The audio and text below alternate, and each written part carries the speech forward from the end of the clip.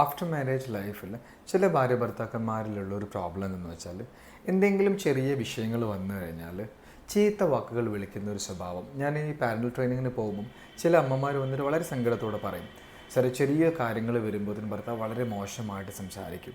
അതുപോലെ ചില സ്ത്രീകൾക്കും ഈ വിഷയമുണ്ട്, മോശമായിട്ട് എന്തെങ്കിലും സംസാരിക്കും.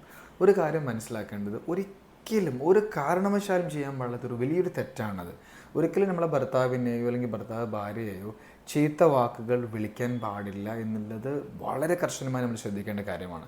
ഇനി നിങ്ങളങ്ങനെ വിളിക്കുന്നങ്ങാണ്ട് നിങ്ങളെ മക്കൾ കണ്ട് വളരുകയാണെങ്കിൽ ഒരു സംശയം വേണ്ട, നിങ്ങളുടെ മക്കൾ പെൺകുട്ടികളാണെങ്കിൽ അവരവരുടെ ഭർത്താവിന് അതേ വേർഡ് വിളിക്കും, നിങ്ങൾ കുട്ടികൾ ആൺകുട്ടികളാണെങ്കിൽ അവരുടെ ഭാര്യയെയും വിളിക്കുന്ന കാര്യത്തിൽ ഒരു സംശയവുമില്ല. കാരണം മക്കൾ നിങ്ങളെ കണ്ടാണ് വളരുന്നത്, നിങ്ങൾ എന്താണോ അതുപോലെ മക്കൾ കോപ്പി പേസ്റ്റ് ചെയ്യുന്ന കാര്യം ഉറപ്പാണ്.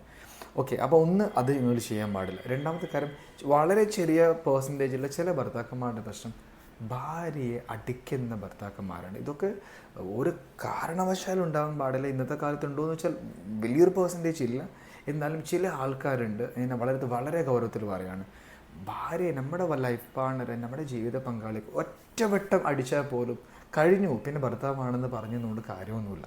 പിന്നെ നിങ്ങൾ എന്തൊക്കെ ഗിഫ്റ്റ് കൊടുത്തിട്ടും പ്രയോജനമൊന്നുമില്ല. അങ്ങനെ അടിക്കാനുള്ള റൈറ്റ് ഇല്ല, പെർമിഷൻ ഇല്ല. കാരണം അവരുടെ ആ അച്ഛനും അമ്മയും നിങ്ങളുടെ കയ്യിൽ ആ കുട്ടീനെ കൊണ്ടുവന്ന് ഏൽപ്പിച്ചത് നിങ്ങൾ തോന്നിയ രൂപത്തിൽ പെരുമാറാനുള്ള ഒന്നല്ല, മനസ്സിലായില്ലേ? സോ പ്രശ്നങ്ങളുണ്ടാകും, സ്വാഭാവികം. നിങ്ങൾ രണ്ട് അച്ഛനും തമ്മിൽ വരുന്ന ആൾക്കാരാകുമ്പം ഇഷ്ടപ്പെടുന്നതും ഇഷ്ടപ്പെടാത്തതുമായ കാര്യങ്ങളും എല്ലാം ഉണ്ടാവും. അതൊക്കെ കരുണയോടുകൂടെ കണ്ട് പറഞ്ഞ് മനസ്സിലാക്കി ക്ലിയർ ചെയ്ത് മുന്നോട്ട്, അതിനല്ലേ ജീവിതം എന്ന് പറയാം, മനസ്സിലായല്ലേ?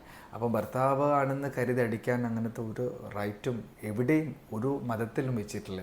അപ്പോൾ അതുകൊണ്ട് ഒരിക്കലും ഭാര്യനെ അടിക്കരുത്. അറിയാണ്ടും കണ്ട് അടിച്ചു പോയിട്ട് അത് നിങ്ങൾ ക്ലിയർ ചെയ്യണം. സോറി പറഞ്ഞത് ക്ലിയർ ചെയ്യണം, നെവർ എവർ റിപ്പീറ്റ് അഗെയിൻ.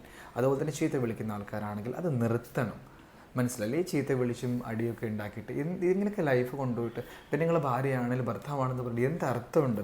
നമ്മൾ കൂടെ ചീത്ത വിളിക്കുന്ന ആളെ, നമ്മൾ അടിക്കുന്ന ആളെ കൂടെ രാത്രി നമ്മൾ ഒരുമിച്ച് ബെഡിൽ ഒരുമിച്ച് കിടക്കുക, എങ്ങനെ കിടക്കാൻ പറ്റുക? പിന്നെ എന്താ ലൈഫ് എന്ന് പറഞ്ഞാൽ? അതുകൊണ്ട് ഈ വക കാര്യങ്ങളൊക്കെ ലൈഫിൽ നിന്ന് പൂർണ്ണമായി മാറ്റിവെച്ച് ക്വാളിറ്റി ഉള്ള ജീവിതം കെട്ടിപ്പടുക്കുക, മക്കൾക്ക് കാണിച്ചു കൊടുക്കുക.